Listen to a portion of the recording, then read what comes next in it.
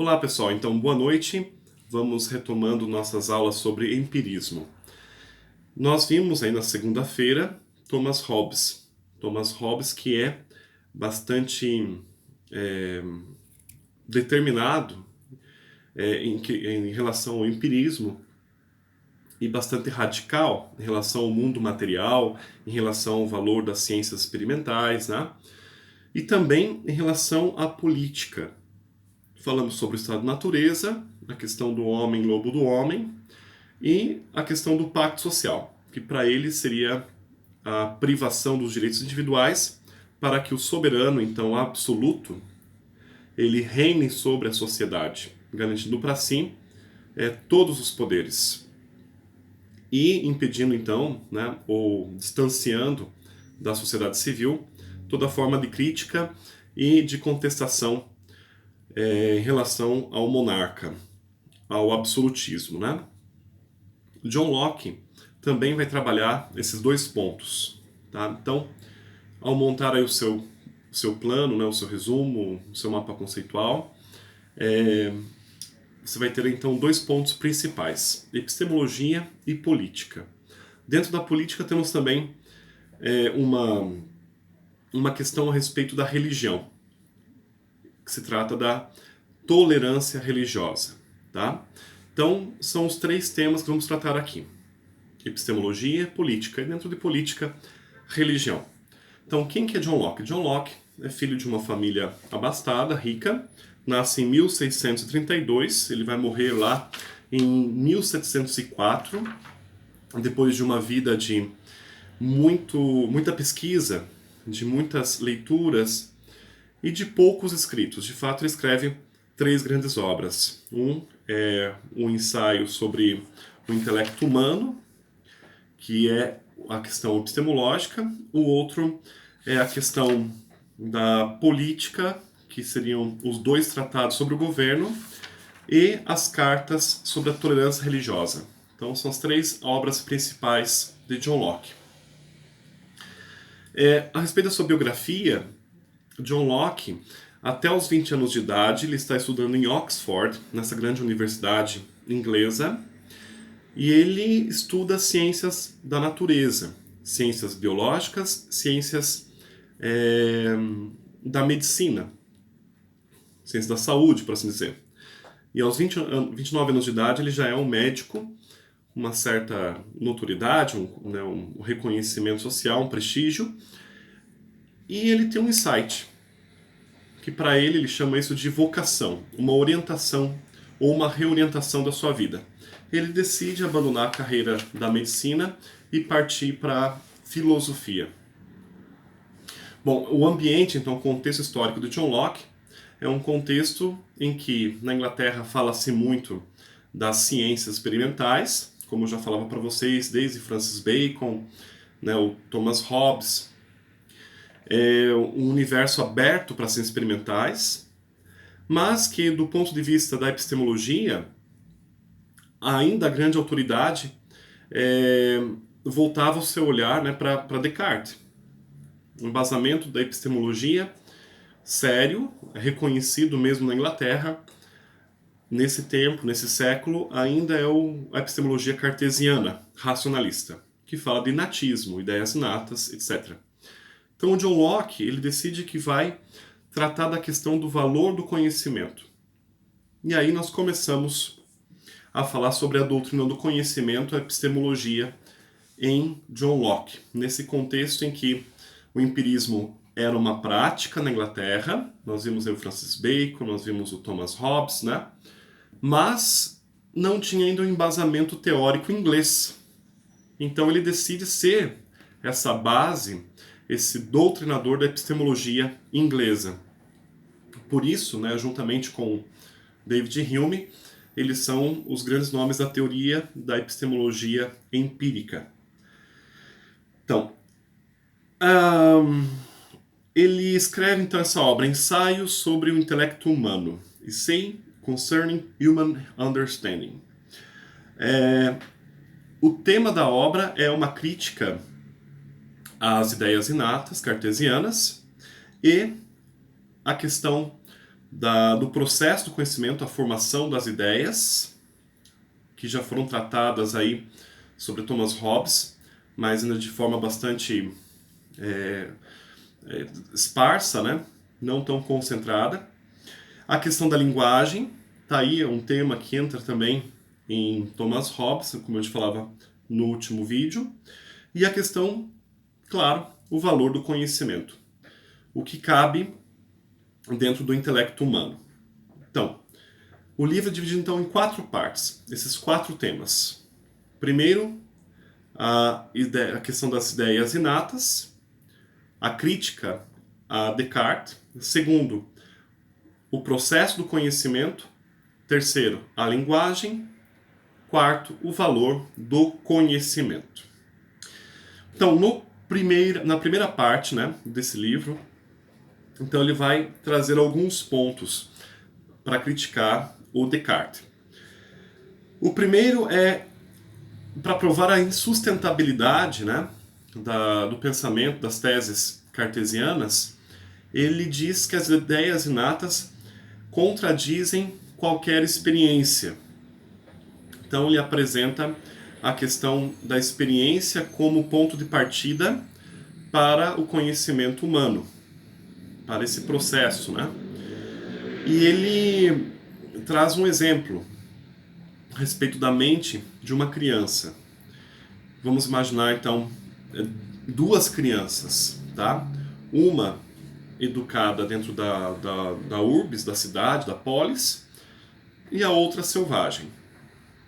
Se Descartes está correto quando afirma que todos nascem com ideias inatas, como que poderíamos comparar essas 2 crianças? Se as duas são humanas e deveriam ter então a mesma mente e as mesmas ideias inatas.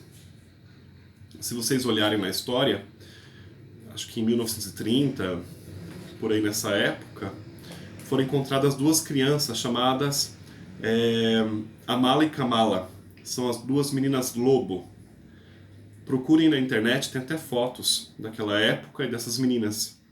Elas foram encontradas numa floresta e elas viviam com lobos. Isso remete um pouco à história do Mowgli, né, a história do Tarzan. Mas essas crianças tiveram muita dificuldade, quando trazidas para a sociedade, para né, passar pelo processo de socialização.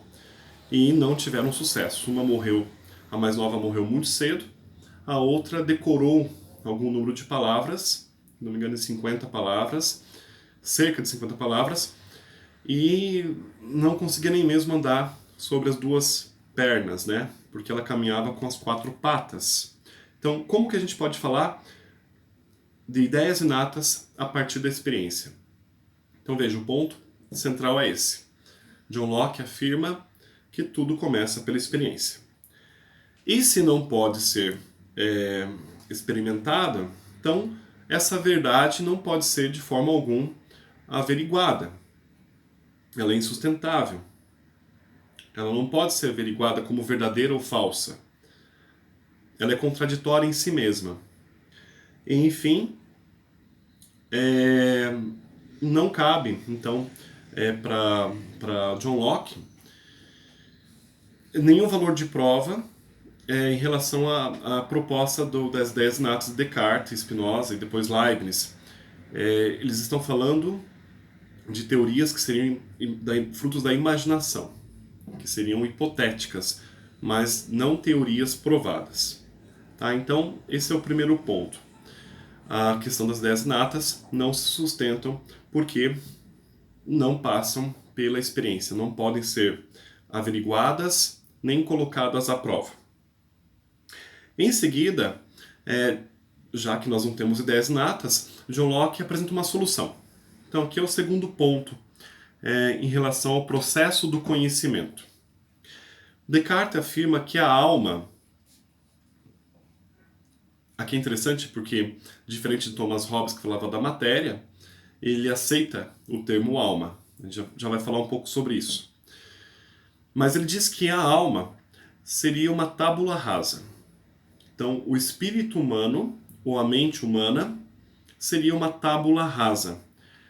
que se coloca diante dos objetos e, a partir do seu contato com os objetos, tem-se uma experiência sensível, né, a partir das sensações, da sensibilidade, e essas sensações, elas formam em nós imagens que serão as ideias simples da sensação empírica, né, da experiência sensível. Uma frase famosa de John Locke é que não há nada no intelecto que não tenha estado antes do sentido. Então, o que é a tábula rasa? Seria a própria natureza da mente, ou o que ele chama de alma. Então, nós humanos temos o corpo, a matéria, mas temos também um espírito que habita em nós. Esse espírito é a própria mente. A mente, ela capta flashes, imagens, ela fotografa as imagens da experiência e ela acumula, então, experiências em imagens, que são as ideias simples. Nesse processo, então, cognitivo, ele apresenta 4 etapas. E as 4 etapas, de certa forma, elas invertem um pouco as etapas do Descartes. Vejamos. A primeira etapa seria a intuição. A segunda seria a síntese. A terceira, a análise. A última, a comparação. O que me chama a atenção é essa inversão de síntese, análise e comparação. Né? Tente se recordar lá da regra do método Descartes. Então vem a dúvida, vem a análise, daí vem dos mais simples aos mais complexos, a síntese, né? Depois a verificação. E aqui em John Locke nós temos intuição, e ele vai conceituar o que é isso, e ele já parte para a síntese. E da síntese ele faz a análise, e da análise ele compara as experiências particulares. O que é intuição? Não é a intuição cartesiana, aquela intuição de uma verdade inata, mas é aquele processo de contato com o objeto que ele chama de sensibilidade, de sensação, ou impressão, esse é o melhor termo, da sensibilidade na mente. Então a intuição é o processo de contato mediado pelos sentidos. Não é imediato, como em Descartes, mas mediado pela sensação. Uma vez que você tem contato com o objeto, você forma uma ideia simples, forma uma imagem mediada pela sensação que você teve ao tocar o objeto. Então imagine o fogo, né? Tem uma chama. A criança vai lá e coloca a mão. Tá brilhante, né? Tá bonito. Ela coloca a mão. Ela tem uma intuição. A intuição é calor, mediado pelo processo de sensação que é a queima, né? O tato. Então ela sente o calor e ela tem a intuição. Então pense uma criança, né? Ela vai passar aí anos, né, sua vida acumulando intuições. E aí nós partimos para o segundo ponto desse processo, que é a síntese. Então as ideias simples começam a se combinar. Ela coloca a mão no fogo, queima. Depois ela coloca a mão no fogão a lenha, queima. Ela junta as duas ideias simples e forma uma ideia composta. É a síntese. Ok? Então, uma ideia simples é queimar a mão na chama. Uma ideia simples é queimar a mão numa chapa. A ideia composta seria agora essa junção de ideias, né? Então a chapa queimou por quê? Porque tinha o fogo embaixo da chapa. Que fogo? É igual aquela da chama que me queimou antes. Tá vendo? Então uma ideia simples queima no fogo. Queima na chapa. Na chapa queima por quê? Porque tem fogo embaixo da chapa. Então junta aquela ideia primeira com a ideia simples segunda e forma uma outra ideia. Fogão a lenha, a chapa do fogão a lenha queima a mão. Bom, não basta ter ideias pela intuição, pela síntese, mas é preciso também analisar essas ideias. E aí nós partimos para o terceiro ponto, que é a análise das ideias compostas. Então, as ideias complexas ou compostas, elas precisam de explicação. E a partir dessas explicações, surgem novas ideias nesse processo de análise, que são as ideias abstratas. Vamos falar da poesia. Quem nunca ouviu aquela canção, né, de Camões, né, cantada pelo Renato Russo, né? O amor é fogo que arde sem se ver. Opa! O amor é fogo que arde sem se ver. Como que o poeta Camões conseguiu compor isso? A partir de uma ideia abstrata. Essa ideia abstrata, ele chegou a essa ideia graças ao processo de análise das ideias que estavam sintetizadas, complexas, que partiram de ideias que foram formadas pela intuição. Então veja o processo. Intuição. Contato mediado pela sensação com o objeto. Então encosto no fogo, queimo o tato. Síntese. Ideias simples tornam compostas ou complexas. Então, a chama debaixo da chapa que queima a minha mão. A partir da análise, eu já não preciso mais botar a mão na chapa todo dia, né? Ou sentar na chapa lá do fogão a lenha, mas eu posso até mesmo criar ideias a partir daquela ideia simples, original, composta, analisada, e aí surge um conceito. Amor é fogo que arde sem se ver. Então veja, eu não preciso ver o fogo para saber o que é o fogo e criar uma ideia abstrata de conceito geral, que seria amor. Então, da intuição, da síntese, da análise. Tá? E aí nós chegamos à comparação, que seria o último ponto. Que para ele é o ápice, né? Que seria o processo científico que fazemos, que aprendemos a partir de Lakatos, aí, né? Metodologia científica, tentativas de comparação, de verificação, que se faz em laboratório, que se faz em estatísticas, certo? Para poder comparar essas teorias abstratas. É claro que em muitas teorias abstratas não vão conseguir superar essa última fase do processo, que é a comparação. Vamos dar um exemplo. Então alguém tem intuição, bota a mão no fogo. Síntese. Fogo e chapa, fogão a lenha, queima. Análise. O amor é fogo que arde sem se ver. Aí nós temos dois casais, né? Os dois casais se amam. Como que você compara, então, o conceito geral de amor entre esses dois casais? Vamos imaginar, então, que um casal dorme abraçadinho, quentinho. Beleza. Então, o amor é fogo que arde sem se ver. Eles estão lá queimando de paixão. E no segundo casal, me desculpe o exemplo se for agressivo, um homem pega a chaleira quente, fervendo, e joga na cara da mulher.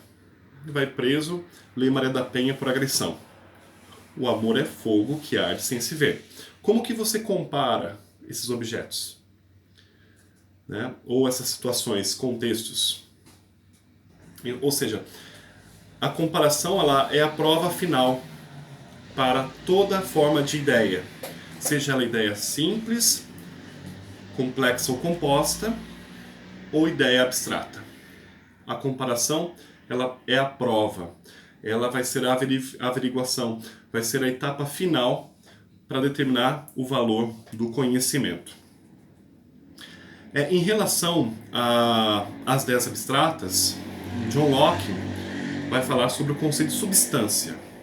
Então, para ele, o conceito de substância não é mais do que um nome que se dá a partir das experiências particulares, que não se pode comprovar. Mas ele não vai ser tão rigoroso quanto Hobbes, e também não vai ser mais radical do que o Berkeley e Hume, que vocês vão ver amanhã, o Berkeley e Hume na segunda-feira. Por quê? Porque o John Locke, ele poderia dar o passo que o Berkeley e o Hume vão dar, que é a negação da substância. Mas o John Locke não fala isso. O John Locke diz que a substância, ela existe, mas essa substância, a qual damos o nome de substância, que sustenta e apoia a realidade, ela não cabe no nosso intelecto. Ou seja, aqui ele tem um pé, né, no racionalismo. Tá? Pode ser um dedinho, mas ele não nega a existência de Deus. Tanto que para política, Deus é necessário na manutenção das leis e na autoridade, na soberania, etc. Deus não nos... Aqui é uma frase dele, olha. Somos dotados da faculdade capaz de conhecer as coisas que nos são necessárias, mas não nos é necessário conhecer Deus. Então, Deus não deu o dom à mente humana, ao intelecto humano, para conhecê-lo. Ele vai afirmar isso categoricamente. Deus existe? Existe. O Descartes falava isso, lembram? E tentava provar. Mas o Locke não tenta provar. Ele simplesmente diz: Deus existe, a substância existe. Mas eu não me atrevo a entendê-lo porque meu processo cognitivo não tem essa capacidade para chegar a isso. Engraçado, porque Thomas Hobbes leva a entender que Deus não existe. Claro, ele fala que tudo é matéria. O Locke fala que Deus existe, mas também não tenta provar. Depois vem lá o Berkeley e Hume, a gente vai ver. Eles detonam essa questão da substância e Deus e o ser, etc., a metafísica. E o Kant lá na frente vai tentar resolver, falando que Deus existe enquanto um conceito. De pegar lá a sua crítica à religião, né? Ele vai falar que Deus existe, mas é impossível conhecê-lo. Ele retoma esse pensamento de John Locke. Parece que, para John Locke, não antecipando o Kant, para John Locke, Deus seria uma ponte de coesão, né? Uma força de ligação que daria estrutura para o direito, para a lei. Tá bom? Então, é mais ou menos como na Constituição brasileira, né? Se você olhar o primeiro parágrafo, fala da união dos estados, etc, etc, e vai falar de Deus. Depois não toca mais no assunto. Se você pegar a Constituição americana, mesma coisa, né? Então, há uma necessidade de falar de Deus como uma garantia do valor da lei, né? Do valor da autoridade das leis. Então, no primeiro livro, então, a gente falou sobre a questão da experiência que não sustenta a teoria das ideias inatas. Então, as ideias inatas não podem ser provadas. No segundo livro, falamos do processo do conhecimento. Então, retomando: intuição, síntese, análise, comparação. E agora vamos para o terceiro livro, que está dentro do ensaio sobre o intelecto humano, a terceira parte, que vai falar sobre a questão da linguagem. O que é linguagem para John Locke? A linguagem ou as linguagens, né, são sinais das ideias. Os nomes singulares indicam ideias simples ou ideias complexas. Nomes gerais indicam ideias abstratas.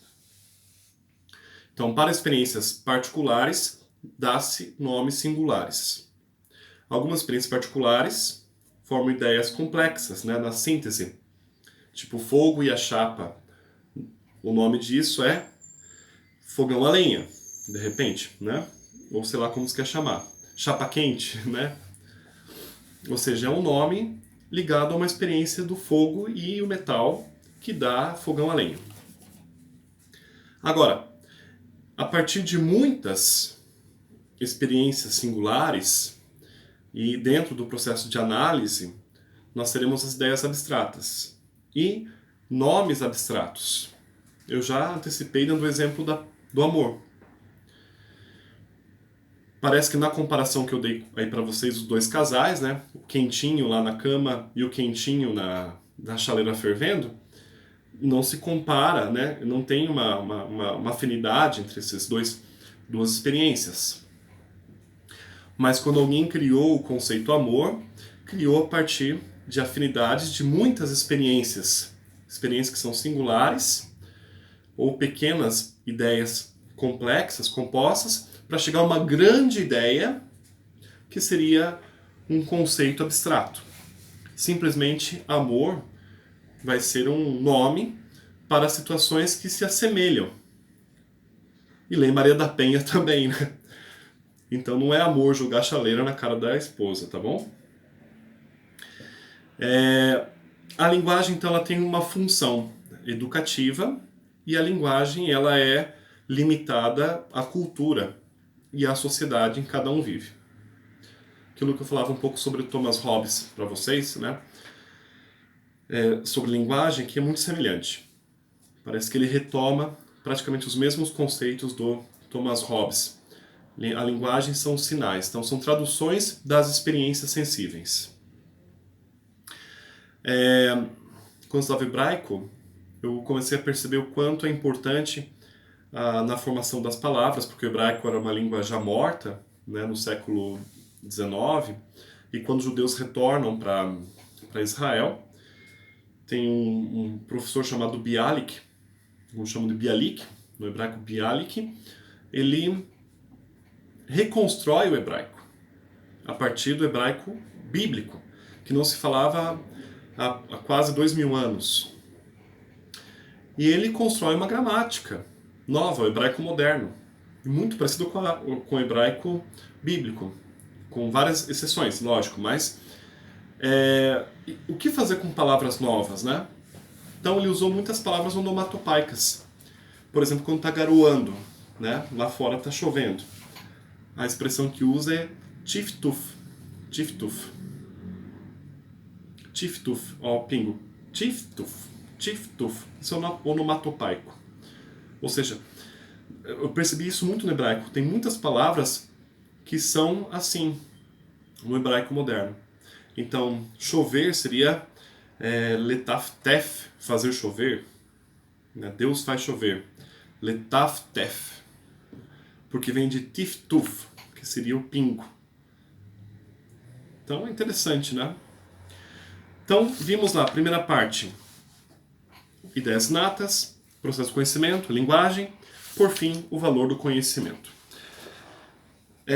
Retomando a ideia de Deus. Tá? É nesse ponto aqui que ele vai falar exatamente sobre isso. O valor do conhecimento, ele tem a sua base naquilo que pode ser averiguado, que pode ser comparado, colocado à prova pela experiência. Então não são as ideias natas e também descartamos aqui no caso os conceitos gerais. Para o homem é importante o que está ligado à sua existência, não à essência. O homem não pode conhecer a essência das coisas. E aí, ele vai falar que existem três coisas que existem, que fazem parte da substância, que seriam classificadas de duas formas, como objetos corpóreos e objetos espirituais, ou incorpóreos. Entre os objetos incorpóreos, ele apresenta Deus. Mas ele diz que Deus não pode ser conhecido, não pode ser colocado à prova. Nem mesmo pela demonstração das vias São Tomás de Aquino ou de Aristóteles. Não é porque eu conheço o fogo que eu conheço o Criador do fogo. Ok? Segundo, então, primeiro, né, o que é incorpóreo? Deus. O que seria corpóreo? Duas coisas, então. O mundo e o homem. Então, nós temos três realidades. Deus, que é incorpóreo, não se conhece. Descarta ele. Tira do vídeo, ó. Tirou. E aí nós temos no mundo corpóreo, né, o mundo e o próprio homem. O mundo se conhece pelo nexo causal. Então, relações de causa e efeito. E o domínio dessas relações de causa e efeito é o domínio das ciências experimentais. Então, eu tive ideia simples do fogo, ideia complexa, né, a chapa, o fogão, a lenha, ideia abstrata, o amor. Então, eu posso, a partir dessas relações de causa e efeito, criar muitas coisas. Posso aquecer meu quarto com aquecedor, mas para chegar até o aquecedor elétrico, olha quantas etapas de relações de causa e efeito, quantas sínteses e análises, né, serão feitas e quantas comparações em laboratório para que eu tenha um aparelho que eu possa comprar numa loja aí e ligar na energia elétrica, né, e acender e esquentar o meu quarto. Então, o mundo se conhece e se controla, se domina pelo nexo causal, relações de causa e efeito. E o homem? O homem se conhece pela sua razão. Razão essa que não procede das 10 inatas, mas procede do acúmulo de experiências e de processos de conhecimento e de ciência que ele desenvolve. O homem chega à compreensão de que ele existe, e ele repete a frase de Descartes, quando ele pensa. Agora, o pensar, que garante a existência desse sujeito, esse ser humano, é um pensar que tem como princípio e origem do seu processo de conhecimento a experiência, não as ideias inatas. Então veja, ao mesmo tempo que ele critica o racionalismo, critica Descartes, ele retoma alguns conceitos de Descartes, né? Sobretudo 2 pontos aí. A ideia de Deus e a ideia do homem pensante. O homem se conhece e se distingue do mundo porque ele tem a razão. Então aqui nós fechamos os ensaios, né? Ou o ensaio sobre o intelecto humano. Vamos partir para a política. Em relação à política, Locke escreve os 2 tratados sobre o governo. Então aqui ele retoma algumas questões aí que já foram tratadas em Hobbes e em Spinoza. Spinoza também falava de 2 estados da natureza, né? O Rousseau mais tarde vai falar. Então há importância, sim, de um pacto social. Agora, o Locke ele diverge em relação a Hobbes. Hobbes fala que o homem é mau por natureza. O Locke não fala que o homem é mau em si por natureza. O estado da natureza não é um estado de selvageria, como aponta o Thomas Hobbes. Mas é um estado em que não há lei. Então, no estado da natureza, não há lei. Só há um certo bom senso, por assim dizer, ou direito natural à liberdade. Aqui cabe fazer um parêntese, porque o Descartes, falando das ideias inatas, diz que todo homem nasce com bom senso, sabe o que é bom, o que vai fazer bem, e aquilo que vai provocar o mal para alguém. O Locke quase se aproxima a isso, ao falar de direito natural. Quase se aproxima. Então o homem nasce com a razão, essa razão que é desenvolvida no processo de conhecimento a partir da experiência, e ele tem direitos que são inalienáveis, direitos da sua própria natureza. E esses 3 direitos vão ser a base da política liberal, que Karl Marx vai chamar de capitalismo, né? Então, o direito liberal seria o direito à vida, o direito à liberdade e o direito à propriedade. Guarde isso. Esses são os 3 pilares do liberalismo. Então, inglês, americano, né? Capitalismo. O que o Estado tem que fazer? Garantir o direito natural das pessoas. O Estado natureza, que é o direito a você viver, a você ser livre ao falar, se expressar, namorar ou sei lá o quê, ir e vir, né? E o direito a ter aquilo que você possui. Agora, esses direitos, eles precisam do Estado do Direito, que é a sociedade. Então, eu nasci com direitos naturais, a vida, a liberdade e a propriedade. Mas há um problema, que é a questão da punição e a aplicação das leis. Então, aqui que está o cerne do pensamento político de Locke. Para Locke, o Estado precisa ser justiça e precisa cumprir a lei e a ordem e aplicar a punição de maneira correta. O que o John Locke vê é que, mesmo com todo ser humano nascendo com o direito inalienável, o direito da natureza, de vida, liberdade, propriedade, alguns, porque têm mais armas ou porque têm um exército maior, acabam aplicando certas punições que não são, como posso dizer, justas, né? Ou que seriam soluções um pouco grosseiras ou muito radicais, né?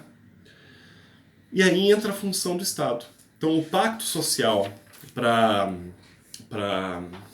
John Locke, o que cria o Estado para John Locke, é a lei e o direito. Então, o plano, né, de organização não se concentra tanto na função do executivo, né, ou no monarca, ou no presidente. Para John Locke, o mais importante seria o legislativo. Como que vão punir as pessoas, né? Quais são de fato as leis que vão ser vão passar por uma jurisprudência e vão ser reelaboradas, né? E aí entra a questão do indivíduo dentro da sociedade de John Locke, da sociedade liberal, conceder o direito de punir ao Estado. É isso aí. Todo mundo tem o direito à vida, liberdade e propriedade. Se alguém me ataca, eu entro na justiça. Eu não vou pegar minha arma e vou lá resolver o problema. Quem vai resolver é o Estado. Então, o direito de punição, a autoridade da lei, cabe ao Estado. Se vocês pegarem alguma imagem, né, do brasão da Inglaterra, não sei se é brasão, mas quando apresentam lá o primeiro-ministro, né, britânico, aparece um leão, um unicórnio, e vem escrito em francês, porque era a língua diplomática da época. Dieu et droit. Direito, Deus, direito, Dieu et droit. Então, Deus e direito. Então, Deus como a imagem da autoridade, né? Deus como a imagem da justiça. Então, ele é uma imagem, um conceito abstrato. Locke diz que ele existe, mas não podemos comprovar o que é essa substância, esse ser. E ao lado de Dieu, Deus, está o droit, o direito. Então, unicórnio, leão, né? Essa é a representação do Estado. O Estado não deve fazer mais nada a não ser aplicar as leis e punir as pessoas. Um ponto importante em relação à cidadania, em Locke, é o direito à rebelião. Por quê? Há o direito à vida, propriedade, no meio o direito à liberdade. Todo mundo pode reclamar. E de fato, pessoal, nos Estados liberais, a Inglaterra e Estados Unidos, né, que a gente conhece de forma mais próxima, o direito à liberdade de expressão é inalienável. Você pode escrever, publicar o que você quiser. Bom, não precisa punir. Se você for punir, a pessoa vai entrar na justiça. Daí você vai ter que... se você ofender, né? Aí a pessoa vai entrar na justiça. Aí vai ter uma punição. Mas se você não ofender, use a tua liberdade de expressão. Faça a ironia, faça a crítica. Né? Publique o que você quiser. Como artes, como música. Isso é um direito da natureza. Tá? Então o estado da natureza de todos os homens é esse. Vida, liberdade e propriedade. Agora, criamos o Estado, a sociedade, para que a justiça aconteça, de forma que todos tenham punições equilibradas, seria essa a ideia. Então, as pessoas podem se rebelar ao rei? Pode se rebelar ao presidente? Pode. Pode se rebelar. Pode usar sua liberdade de expressão. Lá em Thomas Hobbes, não podia, lembra? Não podia. Aqui ele fala de autoridade, tá? Então, a quem cabe a autoridade? A lei. Então, nós vamos ter dentro do conceito de organização social, dentro das leis, da legislação, vamos ter uma forma de governo. Pode ser monárquico, pode ser presidencialista, parlamentarista, não sei. E eu posso criticar essa autoridade. Eu posso criticar, posso me rebelar. Rousseau, nós vamos ver aí na semana que vem, vai falar de soberania. Soberania do povo. Tá? John Locke não fala disso. Quem vai falar disso é Rousseau. Para terminar aí 40 minutos, mais 2 minutinhos. John Locke, então, na sua juventude, ele vê aquela história lá do Carlos I sendo decapitado. Lembra dos Cromwell? Lembra da história do Spinoza? Assista, por favor, o Apóstolo da Razão. Tá certo? Falei também na aula do Hobbes, né? E o John Locke, ele vê que esse pessoal do Cromwell, dessa revolução, e queriam aplicar uma república, começaram a agir de forma bastante fanática em relação à religião. Então, o John Locke ele faz o quê? Escreve uma carta sobre a tolerância religiosa e diz que se Deus não pode ser estudado e provado, as religiões então não podem ser também provadas, no sentido de qual é a falsa e qual é a verdadeira.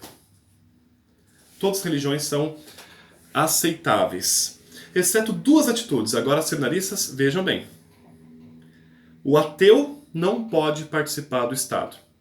Por quê? Porque não acredita em Deus, como ele vai acreditar na lei? Segundo, os católicos não podem participar do Estado. Por quê? Porque eles têm uma autoridade estrangeira que não é a inglesa. Tchau para vocês. Deus abençoe.